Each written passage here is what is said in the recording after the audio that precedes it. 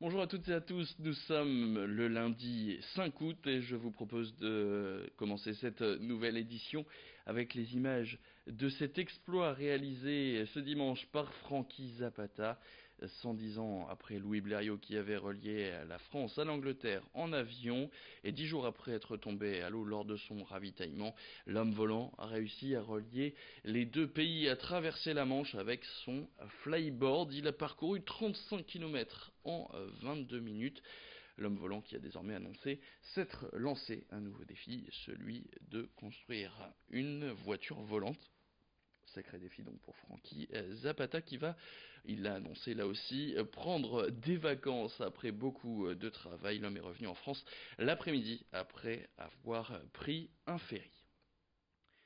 Autre actualité, c'est la 40e édition de la journée des oubliés des vacances les 21 et 22 août prochains. Lors de ces 2 jours, les familles qui ne peuvent pas partir en vacances pour des raisons économiques seront emmenées par le Secours populaire du Nord, direction le parc Astérix. Aujourd'hui, un Français sur 3 ne peut pas partir en vacances, alors le Secours populaire espère pouvoir y emmener 10 000 personnes.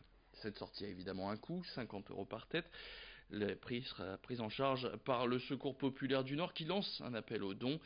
Le lien est disponible sur leur site internet spf59.fr/don. A noter qu'il ne reste que quelques places pour les personnes qui souhaitent participer à cette journée au parc Astérix. Les inscriptions se font auprès du Secours populaire du Nord jusqu'au 19 août. Écoutez Jean-Louis Calins, le secrétaire général du Secours populaire du Nord, c'est au micro de Laure Montfort.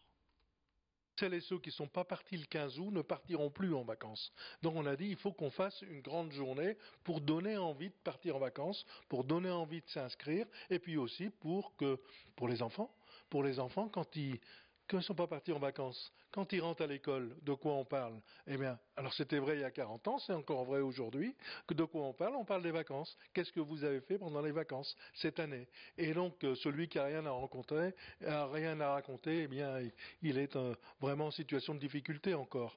Et donc quand il peut dire, eh ben moi je suis allé au parc Astérix, il va donner envie à tous ses copains. Aujourd'hui, l'objectif est 10 000, on est 9 589 personnes inscrites. Il y a encore, jusqu'au 21 août, il y a encore de quoi s'inscrire.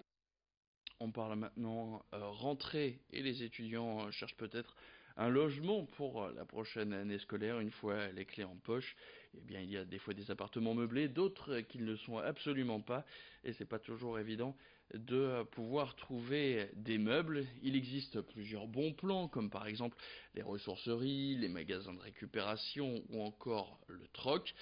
Il est aussi possible de trouver et d'acheter des meubles chez Emmaüs. Et dans certains points à l'approche de la rentrée, les étudiants se voient offrir une réduction de 50% sur le prix des meubles ou vaisselles qu'ils viennent acheter. Alors ce n'est pas le cas dans tous les Emmaüs de France, par exemple à Nieppe, ce n'est pas le cas, mais eux font preuve d'accompagnement pour les étudiants. En cas de faibles moyens, il y a possibilité d'arrangement pour faire baisser les prix.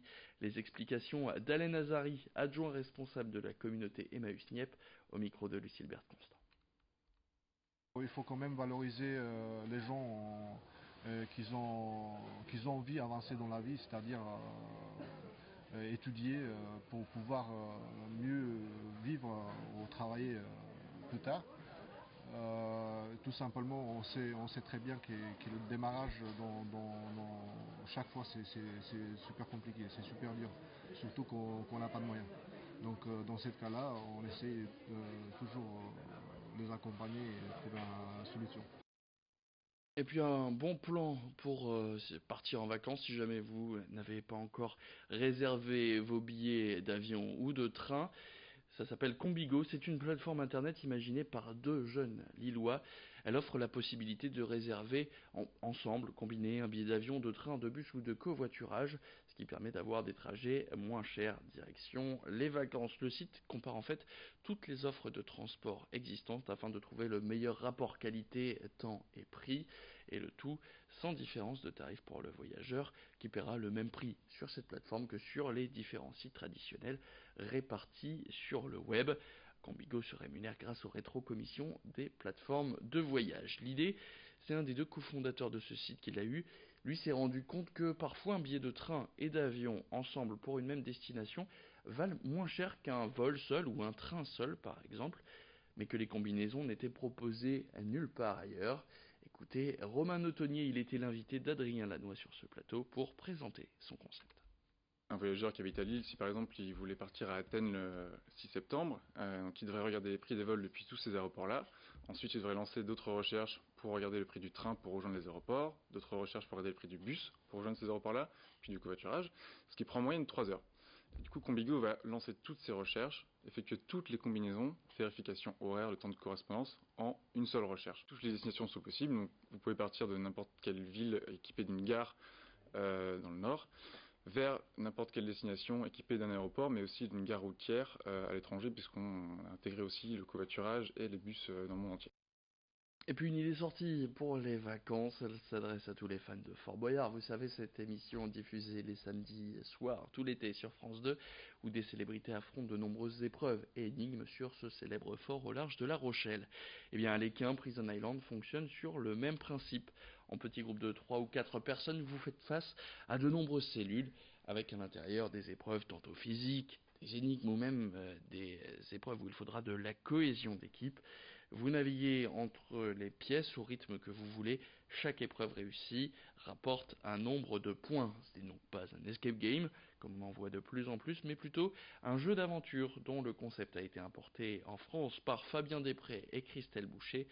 Une idée sortie pour toute la famille à partir de 8 ans, comptez 18 € par personne pour 1 heure d'activité. Écoutez cette interview réalisée par Edil Gunay. Vous entrez dans Prison Island, il y a plus de 20 cellules différentes chez nous à affronter. Donc on fait des équipes de 3-4 personnes, vous rentrez dans le jeu et là ensuite c'est à vous d'aller de cellule en cellule pour marquer un maximum de points tout simplement. Donc on a des cellules qui sont physiques, intellectuelles, d'adresse, d'équilibre ou un mélange de tout ça.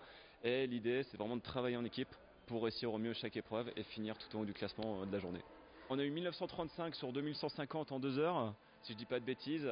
Mais si vous faites déjà plus de 1000 points, vous serez déjà dans vraiment les 10% des meilleures équipes. Vous serez déjà une performance assez exceptionnelle.